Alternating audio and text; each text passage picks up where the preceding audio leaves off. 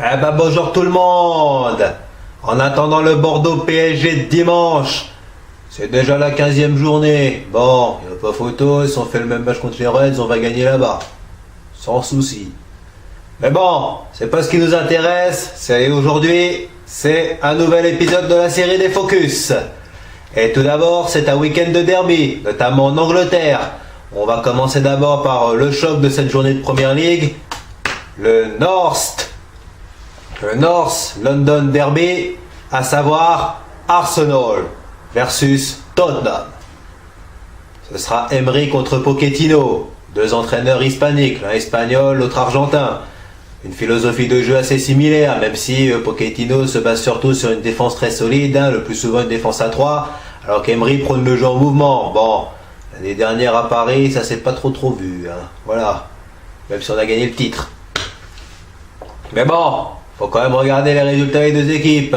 Arsenal, on ne savait pas s'ils allaient jouer à Kiev, on ne savait pas s'ils allaient jouer en Ukraine, parce que problème de stade, finalement, est-ce que le match a eu lieu? Je ne sais même plus.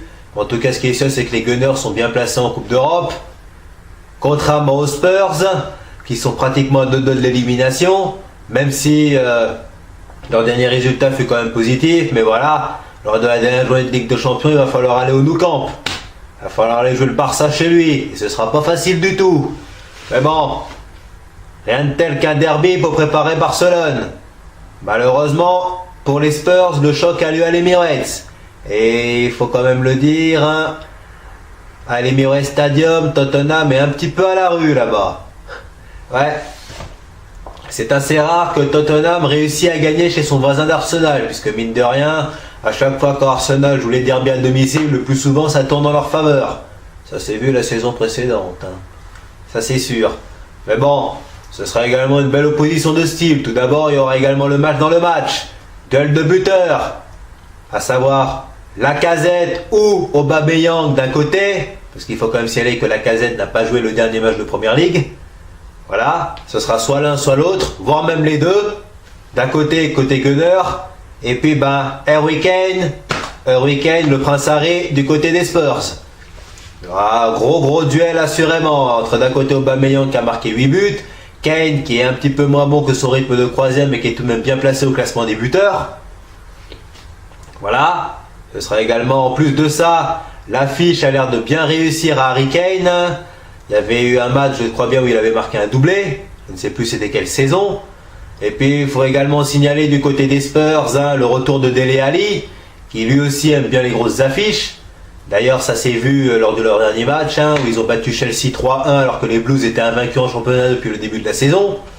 De l'autre côté, Arsenal reste quand même sur une bonne dynamique aussi, puisque on le sait, ils n'ont pas perdu depuis le mois d'août en championnat, et une défaite c'était contre Manchester City. Mais avant ça et après ça, il y avait eu une défaite à Chelsea, et depuis ils n'ont plus perdu. Voilà. De l'autre côté, Tottenham a déjà perdu 3 fois en championnat. Et il ne s'agira pas de laisser traîner des points puisque les Spurs jouent une place en Ligue des Champions, tout comme les Gunners. Alors ce sera également ça l'enjeu sportif de ce match. Ensuite après, justement, duel de milieu. Dele Alli d'un côté, Lucas Torreira de l'autre. Ali qui a connu un début de saison en demi-teinte, notamment marqué par une blessure. De l'autre côté, Torreira, une des bonnes pioches du mercato d'Arsenal, qui enchaîne les bonnes performances. Voilà. Et puis, bien évidemment, dans les buts, d'un côté ce sera Bernd Leno, mais de l'autre côté, c'est notre bon vieux capitaine, Hugo. Et là, je pense qu'il n'y aura pas photo entre les deux gardiens. Leno est un très bon gardien, mais voilà, Lloris c'est un croc au-dessus, ça se voit. Sur ce sera également un beau match à suivre en perspective. Et comme Arsenal joue à domicile, je parie sur une victoire des Gunners. Voilà. Ensuite, ce sera le deuxième derby. Cette fois-ci, c'est le Merseyside Derby, à Anfield Road entre Liverpool et Everton. D'un côté, on a les Reds, qui ont perdu au Parc des Princes en Ligue des Champions, même s'ils ont toujours leur destin en main pour la qualification. Mais pour ça, il va falloir jouer le Napoli à domicile et ce sera pas une masse à faire, parce que les Italiens sont très bons en ce moment. Voilà. Et puis de l'autre côté, on a Everton. Alors, du côté des Toffees, les Toffees, ils sont 6e, juste devant le Manchester United. Liverpool est 2e, mais toujours invaincu depuis le début de la saison, tout comme Manchester City. Alors, ce sera également un beau derby en perspective, Liverpool pour conforter sa place sur le podium. Everton qui vise à mon avis une place en Ligue Europa, puisque ça va être assez difficile d'aller chercher le quatuor de tête, hein, qui s'est déjà détaché un petit peu. Voilà. Et puis, il va falloir ensuite voir ce que ça peut donner.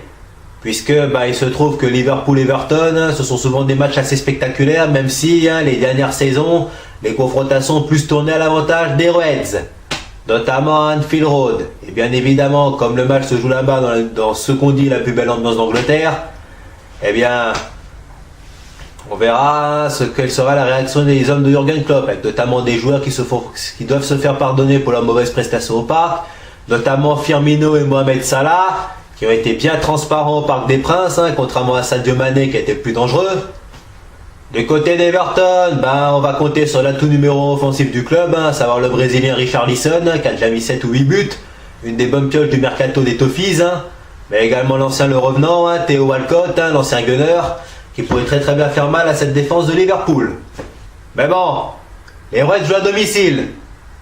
Et comme Arsenal, je parie également sur une victoire de Liverpool, puisque on le sait tous, une grande équipe ne perd jamais 2 matchs d'affilée, notamment une équipe qui joue la Ligue des Champions.